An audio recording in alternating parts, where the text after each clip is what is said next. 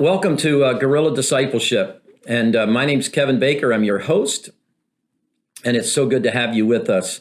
You know, we are in the holiday season. We've just celebrated Thanksgiving. We are in the Christmas season or the Hanukkah season. And there is awesome opportunities, or can be awesome opportunities, for disciple making in the midst of the holidays. It just presents opportunities with all the parties and the gatherings and the conversation around sort of religious things. But the holiday can also have great pitfalls with disciple making. And so today I want to talk about how to take advantage of the opportunities of the holidays for disciple making without falling into some of the pitfalls of that. So let's spend just a few minutes talking about that. One of the things that is just so crystal clear and just a foundational principle of disciple making is that it needs to be organic. This is disciple making in the 21st century is not your grandmother's evangelism. It's not trying to give people the four spiritual laws. It's not cornering people to the place of where we're trying to get them in that moment for conversion. Now, God may use conversations to bring people to the place where conversion conversations are appropriate, or sharing the four spiritual laws is really what the right next step would be. But disciple making begins by meeting people where they are, being spiritually obvious without being obnoxious, so that we can enter into conversations and make Jesus and his kingdom available and accessible to people. That's what disciple making is all about. And so as we go into the holidays, now remember, Hanukkah and Christmas have been culturally appropriated. And we have a lot of what I would call cultural Jews and cultural Christians.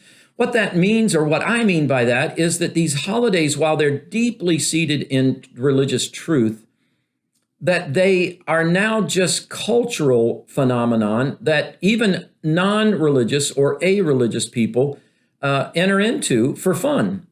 And so you've got to wade into this knowing that not everybody is going to come from the same perspective that you do about the holidays and about Christmas, for instance, in particular. And we want to be sensitive to that. And we want to not come at this by creating sort of what I would call defensiveness on the other person in terms of our conversation. How do we do that? Well, one of the ways we can do that is by complaining about the holidays, especially complaining about the holidays from a religious point of view, making statements like, boy, sure have taken Christ out of Christmas, or, this holiday is so pagan now, and it just has nothing to do with its origins. Those conversations tend to put people on the defense, and that's not the way we want to be spiritually obvious. Jesus was always willing to enter into parties and conversations and be a part of the celebration and create conversation that could meet people where their deep longings are. And that's what we want to do as well. So let's avoid the pitfall of trying to come at these things from a sort of a super religious point of view, which is going to put people on defense. The other thing is that another way that we can avoid pitfalls is to ask questions, to just invite people to tell us about why they like the holiday. If you have Jewish coworkers or Jewish friends and you're at a party with them, maybe even a Christmas party, ask about Hanukkah. Ask about what the holiday means and what it means to them. Who knows what kind of spiritual conversation might come out of them talking about their own family traditions, or having them explain to you the spiritual significance of what Hanukkah really means. Wouldn't that be amazing for a Christian and a Jewish person to be talking about the same God and the actions that our God has taken, and maybe begin to build a bridge around understanding that could lead to an opening to talk about the person of Jesus? So we want to avoid hyper-religious criticism. We want to avoid, in fact, I would say this, unless you think it's a bridge builder, I would avoid talking about how much the holidays drain you of life or time, or how much more busyness they add. Now, it's appropriate to do that if it's going to build a bridge. So for instance, maybe you're standing in line for buying a gift, and it's a long line, and the person in front of you is saying something about, oh my gosh, I didn't realize how long this line would be.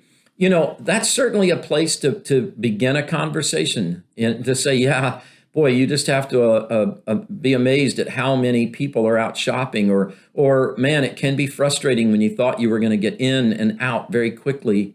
So we don't want to come across with our own complaints and negativity, but we can meet people in shared frustrations around some of the things that do happen in the holidays. The holidays can be stressful, and we don't want to act like we're not in touch with the stresses of the holidays. That would be not being authentic on our part.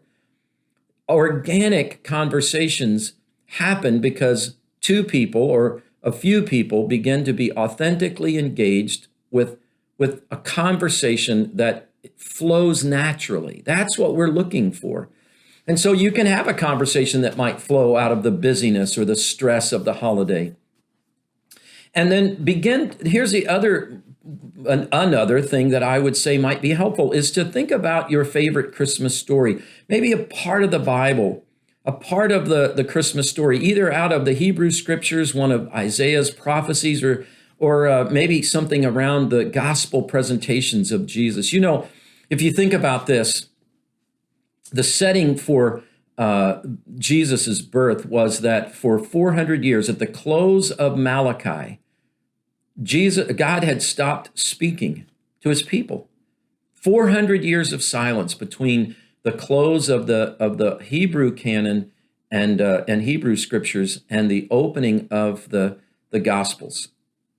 And so there's 400 years of silence. And during that time, the Jewish people, God's people, were they had been tossed back and forth by various kingdoms, and now they're under the thumb of Rome.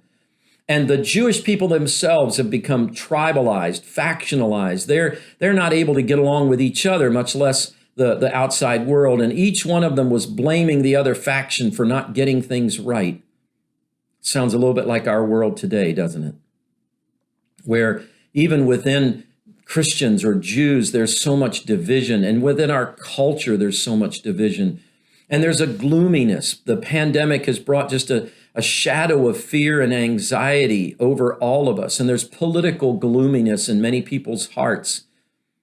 And it's into that gloominess that God said, I haven't forgotten you. That God demonstrated that he's with us and for us.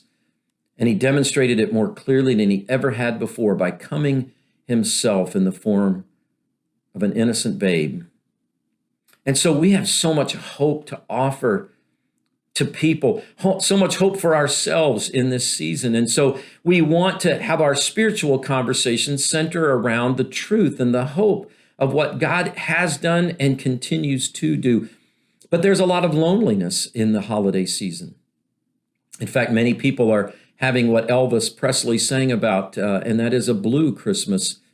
But some of it is because, well, they've lost loved ones over the last year, and this is a different Christmas. Maybe some of them are facing separations and divorces. Maybe their kids, their family nature has changed. Their kids are off to college, and what used to be a family time of shopping is now kids at college and they're alone. And so there's a lot of loneliness in this season. And so we have an opportunity to remind people of hope, but we want to do these reminders. We want to present these conversations or enter into these conversations graciously and gently. And so we want to take advantage of the opportunities at parties to maybe just have conversations with folks, to be ready with a story about why Christmas is so meaningful and powerful to us, not in a preachy way. No one wants to be preached to, but in a vulnerable, honest, authentic way. I mean, for instance, you might say, I've been struggling a little bit myself with loneliness to someone who is lonely and maybe has expressed their loneliness.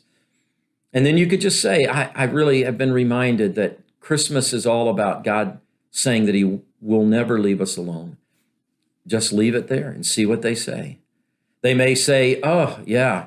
Or that may turn them off. They may not want to talk about spiritual things. And that's okay too. You've made yourself obvious in a spiritual way. Anything more than that might be obnoxious, and you want to avoid that. You see, what we're really always looking for in disciple making is we're looking for where's God at work. And we know that God is at work all the time in the lives of people around us and in our life as well. We don't know who he's at work with. That's why we make ourselves spiritually obvious, to kind of get a sense of, I wonder if God's at work in these other folks' hearts the way he is in mine. And we want to join together, and we want to be available for God to use us in the work that he's already doing in the life of our neighbors and coworkers. So we make ourselves obvious around the holidays without becoming overly spiritual, without becoming kind of religious downers by saying, oh, this holiday's been commercialized. That doesn't help anyone. It may be very true. And that may be a conversation you can have with your close Christian friends who are walking with God, to talk and fret about that a bit. But it's not what you want to do as you're opening the door for conversation with people in your neighborhood, coworkers, friends, family around holiday celebrations. Let's keep it positive. Let's keep it gentle at first. Let's share our own hopes, memories, right? Just share about, man, this Christmas always reminds me of when I was a kid. People love to talk about that. That might lead to, boy, life is so different today. Yeah, it sure is. And who knows where that conversation's going to go. Always be ready to give your story of how Christmas has changed for you since you've come to know God in a personal way. Be ready to share what God has been and continues to do, and do it not in a self-righteous way, not like, oh, I've got it all together, because quite honestly, none of us have it all together. We're all still a work in progress, and so we can share the work that God's begun in us, and we can also talk openly about the work that God still has to do. Sometimes that is the most wonderful starting place for a conversation. Even to say something like this, I really love this holiday. It means so much to me, but I find myself every year fighting against sort of the frustration of it at the same time. I think a lot of people can relate to that. You can, again, just another wonderful thing to do is just ask questions. Find out about their holiday celebrations and traditions as a family. Ask them, what they're planning on doing for this Christmas season in terms of where will they be spending it and how are they navigating through COVID with it. Again, all of that can happen very organically. It can happen even organically in the line, waiting for to make the purchase. It can happen as you're interacting with people at the food court in the mall. It can happen over the parties that you're going to have with work colleagues and other places. So there are wonderful opportunities to have conversations and to be spiritually obvious around the holidays. But so many of us can fall into the pitfalls as well. The over-religious, sort of critical between what the culture's embracing and what we see as the definition or the real truth of the holidays. A separation out of Hanukkah and Christmas, we Christians, we never want to separate ourselves out in that way. We want to honor the celebrations and traditions of everyone, even if they're not folks who follow Jesus and are disciples. Jesus met people where they are. He didn't come at them with negativity and criticism. He didn't approach them with any self-righteousness. He actually met them in the circumstances of their life and helped them to see truth and possibilities and joy even where they were. So I'm asking and hoping that all of you who are really passionate about making disciples and being used of God to see the world transformed by the love of God made truth for us in Jesus Christ, that we would especially be ready this holiday season, this Christmas season, to be a blessing, to start conversations, to help people out. That's another way that we can really start conversations with people, is to serve them this holiday season. People are frantic. Let them have the closest parking space. Take their cart back for them, or hand them a cart, or help them if they're struggling to get something off the shelf. What a season this would be if all of us as followers of Jesus said, I'm going to do all that I can to serve the people for whom this holiday is frantic and full of stress, that I might just offer joy and peace and remind each of the people that I have the chance to encounter of the kindness of God. So this is an opportunity for us to serve, an opportunity this season like maybe no other, because people are really overwhelmed, both in their own frustrations and loneliness and crazy schedules, but just overwhelmed by life in general at times. They want to enter into the joy of the season. Many people do, but they're finding themselves caught in the details and all of the overworking that happens at this point. Because, even though we love the parties, work doesn't stop. And even though we love to be together, well, COVID is still around. And so there's a lot of fear, a lot of anxiety, a lot of frustration. So let's do this. Let's just make it our goal that at least once or twice every week until now, from now until Christmas, we're going to find ways to serve our colleagues, our neighbors, those out shopping with us, those in the grocery store, our families. Let's see what God might do as we serve openly. And remember what a Shema lifestyle is. Shema lifestyle is that we're doing actions of service, actions of love, but we're also combining them with statements of love. We're reminding people that we're not serving them just because we're good people. We're not serving them because we are kind. We're not just spreading random kindness throughout the world. We are serving them because the God of the universe loves them.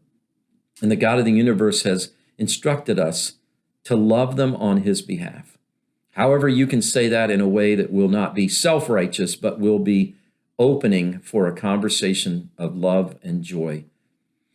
So let's enjoy Christmas. Let's enjoy the season as much as we can. Let's put up with the frustrations, but let's be servants of those around us so that God might use us to be real blessings. Because the greatest gift of Christmas is reconciliation with the God of the universe, forgiveness from our sins, and a reminder that he is with us in our pain, in our loneliness, in our frustrations, and even in our anger. God is with us and he'll never leave us. We are blessed. Let's be a blessing. Thanks for tuning in and for being a part of all that God is doing through Guerrilla Discipleship. We'll see you again soon.